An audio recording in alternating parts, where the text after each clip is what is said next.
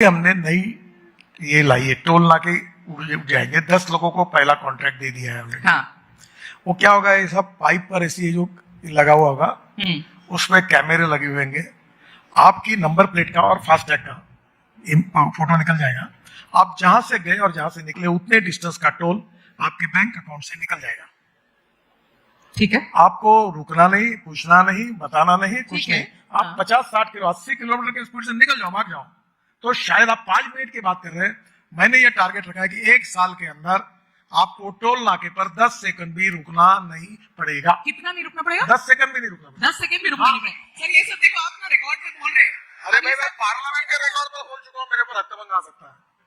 मैं आपको क्यों डरने आप इतना सारा आप बोल देते हैं। बताइए, गुड़गांव से ही दिल्ली आने में जो बीच का टोल प्लाजा लगता है, कितनी वहां पे जाम होती है। मतलब वहां पहुंचते पहुंचते मुझे हार्ट अटैक आने लग जाता है कि भाई अब फंसी तो कितना लंबा समय लगेगा। फिर आप बोलेंगे कि मेरा रोड नहीं है, मुझसे मत पूछो। नहीं, मेरा रोड है, मैं पूछता हूँ। आप ये इतने लोग बैठे, मैं तो दिल्ली कब जाता हूँ। अब मुझे बताओ कि द्वारका एक्सप्रेस हाईवे बन गया, हाँ। UR2 बन गया, हाँ। एयर स्ट्रिप के नीचे टनल बन गई। अब ये बात अलग है कि दिल्ली वालों में एक कैपेबिलिटी है, रोज गाड़ियां बढ़ रही, लोक संख्या, पॉपुलेशन बढ़ रही, उसको मैं कुछ नहीं करता। अब ये इतने लोग बैठे हैं, मुझे बताइए, द्वारका एक्सप्रेस हाईवे के कारण, UR2 के कारण, जो टनल बने उसके कारण क्या कोई रिलीफ नहीं मिला? नहीं बोलने वाला कोई भी खड़ा हो, भाई जो गुड़गांव से आते हैं वही लोग बता दीजिए। ठीक है, मगर तब भी तो हालत तो उस वहां पे तो नहीं ठीक हो रही है ना। दूसरी बात बताओ, जो टोल नाका है हाँ। दिल्ली में, वो लगा है सुप्रीम कोर्ट के आदेश से। वो जो लगा है ना, वो नीला होटल के पास, वो बंद होना चाहिए। पत्र मैंने दिल्ली कारपोरेशन को दिया है। वो एक ग्रीन फंड के रूप में सुप्रीम कोर्ट ने उनको कहा है, वो जो 900 करोड़ कलेक्ट कर रहे हैं, वो इलीगल है, गलत है। वो पैसे से उनको प्रदूषण को कम करना है, उससे वहां गाड़ी रोकते हैं जबरदस्ती, और पैसे दिल्ली के चारों दिशा पे वो चल रहा है। हाँ। ये एक्चुअली जरूरत नहीं है इसकी। और मैंने दिल्ली मुख्यमंत्री जी को भी रिक्वेस्ट की है, दिल्ली मेयर को भी की है, और मैंने अभी सुप्रीम कोर्ट में एक पिटीशन है डालिए, हम भी प्रेजेंट करें उसको। ये तुम्हारा निर्णय था, इसका कोई जरूरी नहीं। अब दिल्ली में मेरा डिपार्टमेंट 1,50,000 करोड़ के काम कर रहा है। हाँ। दिल्ली NCR में, और अनेक 50-60 हजार मैंने पूरे किए हैं। और जब काम दिल्ली कारपोरेशन कुछ कर भी नहीं रहा, आपने ग्रीन का तो कुछ उन्होंने किया नहीं, फिर ये पैसे वसूली करके, लोगों को रोककर, जबरदस्ती करके, तकलीफ देकर, फिर वे प्रदूषण करते हैं, गियर बदलते हैं और प्रदूषण होता है। तो इसको बंद करिए। तो फिर क्या हो रहा है इस मामले में? आपने सबको बोल दिया, पर हुआ क्या? ये आप जैसे जागरूक पत्रकार इसको अब मेरे ऊपर डालिए कि मेरी जिम्मेदारी की ये करना है। सर आप मंत्री हैं, क्यों नहीं सुनते ये लोग? ये डिसीजन सुप्रीम कोर्ट का हुआ था। हाँ। सुप्रीम कोर्ट का डिसीजन सुप्रीम कोर्ट को बदलना पड़ेगा। तो आप लोग ने याचिका डाल रखी है? हाँ, उनको रिप्रेजेंट करने वाले हैं कि भाई ये इसकी जरूरत नहीं। ठीक है। अब इसी से रिलेटेड एक और सवाल है जो मुझे पूछना है। ये जो गुड़गांव का रोड है, टोल नाके जितने हैं, वो 1 साल के अंदर सब कैंसिल हो जाएंगे, और आपको 10 सेकंड भी रुकना नहीं पड़ेगा। अभी ये 1 साल के बाद तो हम देखेंगे सर, है ना? मैंने पार्लियामेंट में जवाब दिया है कि 1 साल के अंदर ये टोटल 950 टोल प्लाजा देश में है। हाँ। और उसमें से 2-2-3 को मिलाकर 550 पैकेजेस हम निकाल रहे हैं। उसमें पहले 10 पैकेज में काम अवार्ड हो गया है, वर्ल्ड स्टैंडर्ड के कैमरे लगे हैं, और इसके बाद आपको कहीं रुकना पड़ेगा नहीं। तो 950 टोल प्लाजा पर हम अगले साल तक में नहीं रुकेंगे। 950 टोल प्लाजा फ्री हो जाएंगे, फ्री फ्लोइंग हो जाएंगे, कोई ट्रैफिक वहां पे नहीं रुकेगी। आप ये कह रहे हैं? 950 टोल प्लाजा सर, बड़ा नंबर है मैडम। दावा कर रहे हो? दावा जो करता हूँ डंके की चोट पे पूरा करो करता सर, हूँ, एक भी पूछ नहीं सकता। मैं बोल रहा हूँ आपको होगा, इसकी तैयारी की है, टेक्नोलॉजी फाइनल हुई है, काम चलो, टेंडर निकालना और बदलना बस। ठीक है।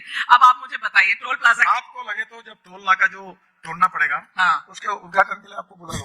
ठीक है, मुझे बुला लीजिएगा। मगर आप टोल प्लाजा की बात कर रहे हैं, मुझे एक बात बताइए। प्रधानमंत्री बार बार कहते हैं, और जब आए थे तब तो शुरू में उन्होंने इतना सारा काम किया था इसके बारे में कि वीवीआईपी कल्चर बंद करो, ये लाल गाड़ी, लाल बत्ती बंद करो, नीली बत्ती बंद करो, ये सब भोपो भोपो सब बंद करो। लेकिन आपके टोल प्लाजा पे वीवीआईपी कल्चर क्यों नहीं बंद होता है? क्यों सारे पॉलिटिशियंस की गाड़ी बिना टोल दिए हुए जाती है? क्यों सारे एमएलए की गाड़ी बिना टोल दिए हुए जाती है? क्यों वीवीआईपीएस को नहीं रोका जाता है? और सारे, मतलब उनको प्रिविलेज है, हम सब रुके पैसा दे, उनमें ऐसे कौन से फर लगे हुए हैं सर कि वो नहीं रुकते और पैसे नहीं देते? बताइए तो। देखिए, पहली बात तो ऐसी है कि लाल दे की गाड़ी तो प्रधानमंत्री ने मुझे ही बंद करने के लिए कहा था, रिग्रेस सिग्नल, और मैंने पूरे सिग्नल हटा दिए। वो कलेक्टर के ऊपर का, पुलिस के ऊपर के जितने लाइट थे, तो बंद हो गई। मेरे ही डिपार्टमेंट मैंने कर दी। अब दूसरी बात ऐसी है कि ये जो टोल पॉलिसी बनी BOT की, तब इसमें केवल MLA MP नहीं है, इसमें एम्बुलेंस है, इसमें एम्बुलेंस। तो वो तो आप जेन्युइन केस है, वो तो समझ में। आप मुझे MLA MP का जवाब दीजिए। देखिए, एम्बुलेंस है, बाद में एग्रीकल्चर ट्रैक्टर, हाँ, जिसमें एग्रीकल्चर माल पड़ा है, उसको भी नहीं लगता टोल। ठीक है, that's all अब right. प्रॉब्लम ये है कि एमएलए एमपीज हाँ, ये बहुत पहले से उनके लिए भी ये सुविधा दी गई है। आप क्यों नहीं बदल रहे इसको सर? नहीं, मैंने- इतनी सारी चीजें बदले, इसको भी बदलिए। मैं क्यों बदलूं? मैं आपको बताता हूँ, मैं पीओटी का जन्मदाता हूँ और तुमको मैं बात ऐसा कोई सलाह मुझे मत दो जिसमें मेरी खुद की प्रॉब्लम है। ये एमएलए एमपी जो रहते हैं, अब रेलवे में रिजर्वेशन, तुम कल को एमपी का रिजर्वेशन बंद करो, अभी आखिर एमपी एमएलए लोकतंत्र में उनका भी अपना एक स्थान होता है। तो ये लेकिन सही नहीं है, ये फेयर नहीं है। आप यहाँ पे वोटिंग करा लीजिए, आप देखिए कितने लोगों को ये फेयर लगता है। ये प्रिविलेजेस की क्या बात है सर?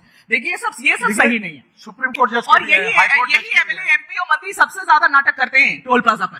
रोक तो गलती से तो उतर के ठोक देते हैं। सुप्रीम कोर्ट जजेस को भी दिया है, हाई कोर्ट जजेस को भी दिया है, एमएलए को दिया। अब आप सीधे जुडिशरी पे ले जाइएगा तो मैं तो कुछ नहीं बोलूंगी वहां पर सर, लेकिन एक बात अलग है, हाँ? मेरे पास बहुत पत्रकार है, बोले मुझे पूछते हैं सवाल, हमको कब मिलेगा? बोले तुमको कभी नहीं मिलेगा। If you want good services you have to pay for it. हाँ, very nice. It goes for पत्रकार, doesn't go for MLAs and MPs. पर आप अब जरा सर एक बात बताइए, हम आपकी रेलवे, आपकी रोड नेटवर्क और रेलवेज, यही दो एक ऐसे बेसिक बड़े इंफ्रास्ट्रक्चर हैं देश में जो पब्लिक से बहुत बड़े स्केल पर जुड़ते हैं। अब रेलवेज में इलेक्ट्रिफिकेशन की बात जब हम करते हैं तो ऑलमोस्ट 99% वो हो चुका है।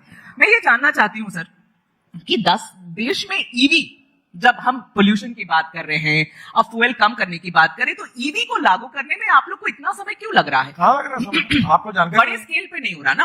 आपको पता नहीं। अभी यहाँ एक प्रश्न पूछो, अभी यहाँ बैठे हुए लोगों के पास हाँ, कितने लोगों के पास ईवी स्कूटर या ईवी कार है? एक समय मुझे, मैं आपके ऊपर नाराज नहीं हो रहा, एक आप जैसे पत्रकार ने मुझे पूछा था इसी कार्यक्रम में कि इलेक्ट्रिक गाड़ी अगर रोड पर बंद होगी तो धक्का मारने के लिए आप आओगे क्या? अब कोई नहीं। अब दिल्ली की पूरी इलेक्ट्रिक बसेस कन्वर्ट हो गई, अब इलेक्ट्रिक ट्रक आ रहे हैं, अब इलेक्ट्रिक कार आ रही है।